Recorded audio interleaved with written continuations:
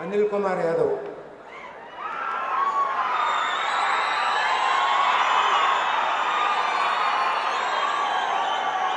अनिल कुमार यादव।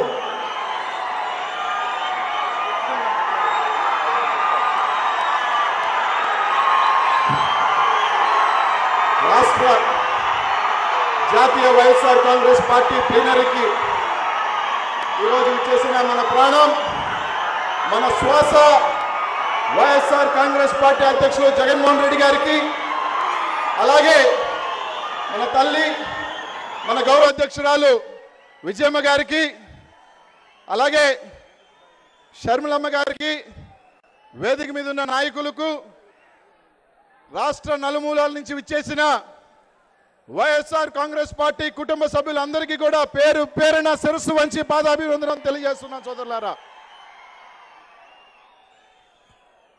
రాజకీయాలంటే ఒక అపనమ్మకం, నాయకుడంటే అంత నమ్మకం లేని రోజుల్లో ఒక ఎన్నికల హామీ ఇస్తే, ఒక మాట చెబితే దానికి మడమ తిప్పకుండా, మాట తప్పకుండా ముఖ్యమంత్రి అయిన తర్వాత తొలి సంతకంతోనే మాట ఇచ్చిన మాటని నిలబెట్టుకున్న ఏకైక ముఖ్యమంత్రి డాక్టర్ వైఎస్ రాజశేఖర రెడ్డి గారు.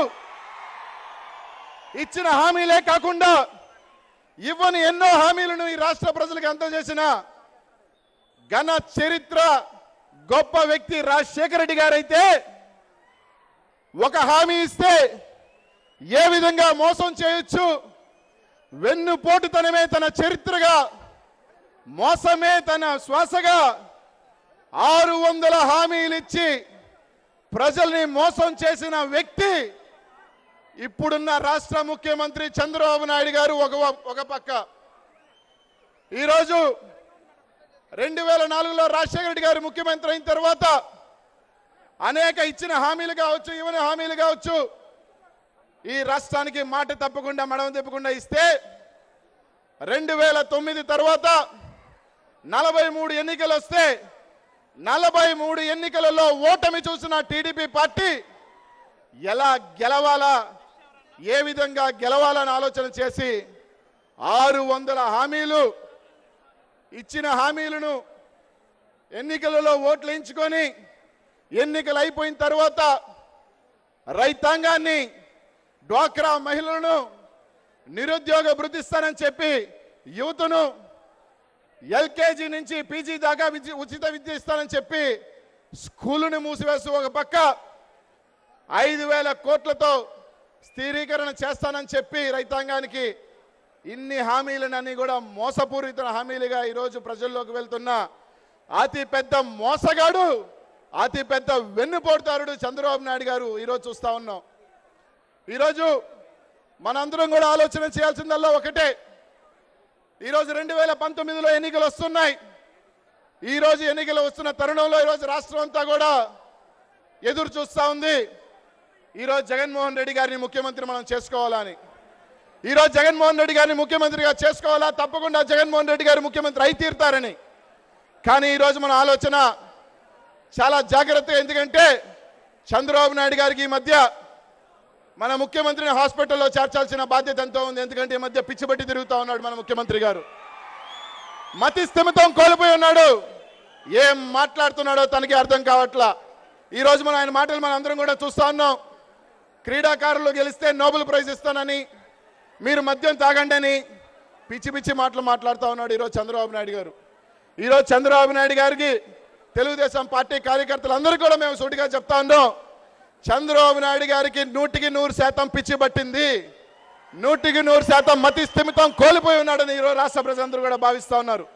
ఈరోజు చంద్రబాబు నాయుడు గారు దయచేసి ఒకసారి మీరు పిచ్చాసుపత్రికి వెళ్ళో, లేకపోతే మీ మైండ్ ఎలా ఉందో ఒకసారి చూపించుకోవాలని చెప్పి మేము తెలియజేస్తా ఉన్నాం. ఈరోజు ఇంకో భయం చంద్రబాబు నాయుడు గారికి పుట్టింది. ఏంటి అంటే, ఈరోజు నేను ముఖ్యమంత్రి అయ్యాను, అనేక మోసాలు చేసి నేను ముఖ్యమంత్రి అయ్యాను, ఈరోజు ఎన్ని ఇబ్బందులకు గురి చేసినా, ఎన్ని మోసాలకు గురి చేసినా, ఎన్ని ఇబ్బందులు పెట్టినా జగన్మోహన్ రెడ్డి గారు నిలబడి ధైర్యంగా పోరాటం చేస్తున్నారు.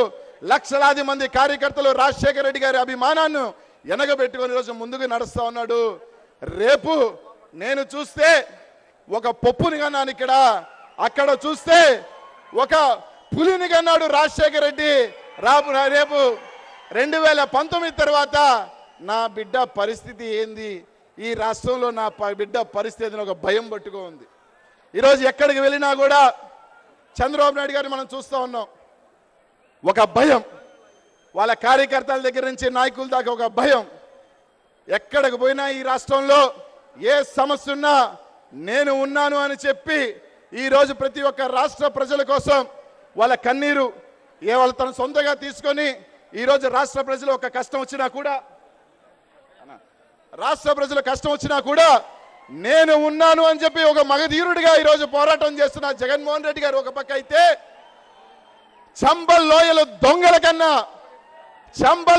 దొంగల కన్నా తన పచ్చ సైనికులని పంపించి రైతాంగాన్ని ప్రజలు రక్తం పీడిస్తూ ఈరోజు పచ్చ సైనికులు ముందుకు వెళ్తుంటే దాంకోని వెనుకున్న ముసలి రాజు ఈరోజు చంద్రబాబు నాయుడు ఒక పక్క అని చెప్పి ఈరోజు మీ అందరికి కూడా తెలియజేస్తా ఉన్నా. ఈరోజు మీ అందరికీ కూడా ఒక చిన్న ఇది చెప్పాల్సిన బాధ్యత ఎంతో ఉంది. ఈ మధ్య ఒక స్వామి దగ్గరికి వెళ్ళినప్పుడు ఈ రాష్ట్ర ప్రజలందరూ కూడా భగవంతుని ఆగ్రహానికి గురి అయినారు. ఇంకా ఇప్పుడు కూడా ఈ 5 సంవత్సరాల పాటు మన కరువు తప్ప ఇంకోటి ఏం లేదని చెప్పాడు. ఏంది కారణం అని అడిగితే ఆయన ఒక చిన్న ఇది చెప్పడం జరిగింది. 96లో ఏదైతే ఎన్టీ రామారావు గారిని వెన్నుపోటు పొడిచి చెప్పులతో కొట్టి ముఖ్యమంత్రి అయిన చంద్రబాబు నాయుడు గారు, భగవంతుడు ఈ రాష్ట్ర ప్రజలందరూ కూడా చంద్రబాబు నాయుడు గారిని దింపేస్తారనుకున్నారు. కానీ అప్పుడు కార్గిల్ కావచ్చు, రకరకాలు కావచ్చు, చంద్రబాబు నాయుడు గారు ముఖ్యమంత్రి అయ్యాడు. అది భగవంతుడికి ఆగ్రహం తెప్పించి 5 సంవత్సరాల పాటు మన రాష్ట్రంలో కరువు తప్ప ఇంకోటి ఏమీ లేదు, బాధలు తప్ప ఇంకోటి ఏమీ లేదు. రాష్ట్ర ప్రజలందరూ కూడా అన్ని గుళ్ళు చుట్టూ అన్ని దగ్గర తిరిగి మాకు ఒకరిని పంపించు, మా రాష్ట్ర ప్రజల్ని కాపాడమంటే భగవంతుని బిడ్డగా, ఆ దేవుడు దూతగా 2004లో దివంగత నేత రాజశేఖర రెడ్డి గారిని ముఖ్యమంత్రిగా చేసి రాష్ట్రానికి పంపిస్తే ఈ రాష్ట్ర ప్రజలందరూ కూడా సస్యశ్యామలంగా వర్షాలు పడ్డాయి. ప్రతి ఒక్క బిడ్డ బాగా చదువుకున్నాడు, మహిళలు బాగున్నారు, అందరూ కూడా చల్లగా 5 సంవత్సరాల పాటు ఉన్నారు. 2009లో కుప్పలుగా కట్టగట్టుకొని వచ్చిన 2009లో సింహంలాగా ఒక్కడే వచ్చి 2009లో ముఖ్యమంత్రి అయ్యాడు మళ్ళీ రాజశేఖర రెడ్డి గారు. కానీ మన దురదృష్టం, మంచి దేవుడు ఎక్కువ కూడా మంచి వాళ్ళని ఎక్కువసేపు ఉంచడు. రాజశేఖర రెడ్డి గారిని భగవంతుడి దగ్గర తీసుకువెళ్ళిపోవడం జరిగింది. మనం 5 సంవత్సరాల సంతోషం తర్వాత ఆ సంతోషంలో ఉండటంలో మన అందరం కూడా దేవుడి ఆగ్రహాన్ని మర్చిపోయి, దేవుడి ఒకరిని శపించాడు, ఒక దుర్మార్గుడిని ప్రజల నుంచి దూరం చేశాడు. 2014లో మనం ఖచ్చితంగా అతన్ని ఓడగొట్టాలా అని చెప్పి ఈరోజు ఆయన భగవంతుడు అనుకుంటే అతని మోసపూరిత హామీలకి మరోసారి మనం గెలిపించుకున్నాం. ఈరోజు దేవుడు ఆగ్రహంతో ఈరోజు మనకి కరువు ఇచ్చాడు. మనకల్లా ఉన్నది ఒకటే, భగవంతుడు శరణం పొందాలి అంటే, మన రాష్ట్రం సస్యశ్యామలం అంటే మన నాయకుడు జగన్మోహన్ రెడ్డి గారిని, ఆ దైవం బిడ్డ రాజశేఖర రెడ్డి గారి బిడ్డని మనం ముఖ్యమంత్రి చేసుకోవాల్సిందే అని చెప్పి అందరూ కూడా తెలియజేస్తా ఉన్నా. చిట్ట చివరిగా ఒక్క మాట చెప్పి ముగిస్తా ఉన్నా. ఈ భారతదేశం మొత్తం మీద ఎక్కడికి వెళ్ళినా, ఏ ప్రాంతానికి వెళ్ళినా సగర్వంగా నేను వైఎస్ఆర్ కాంగ్రెస్ పార్టీ కార్యకర్తను, జగన్మోహన్ రెడ్డి గారి అనుచరుడైన నాయకుడు, మా నాయకుడు జగన్మోహన్ రెడ్డి గారిని ప్రతి ఒక్కరు కూడా గుండె మీద చేసుకొని సగర్వంగా ఎత్తుకునే చెప్పే నాయకుడు మన నాయకుడు జగన్మోహన్ రెడ్డి గారు అని చెప్పి తెలియజేస్తున్నా. దానికల్లా ఒకే ఒక కారణం, రాజకీయం కోసం, పదవి కోసం చాలా మంది అడ్డమైన పనులు చేస్తారు.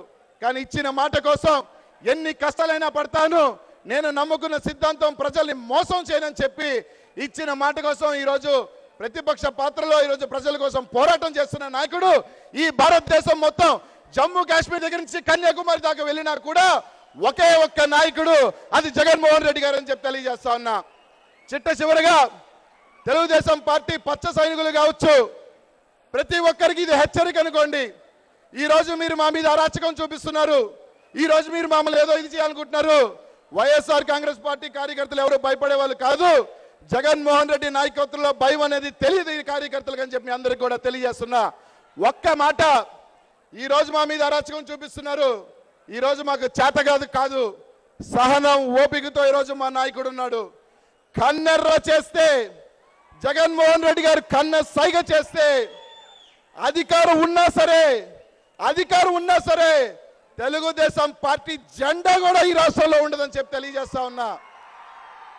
ఈ రాష్ట్రంలో ఖచ్చితంగా 2019 తర్వాత చంద్రబాబు నాయుడు చెప్పినట్టుగా ఈ రాష్ట్రంలో ఒకే ఒక పార్టీ ఉంటుంది, అది వైఎస్ఆర్ కాంగ్రెస్ పార్టీ మాత్రమే ఉంటుందని చెప్పి తెలియజేస్తా ఉన్నా.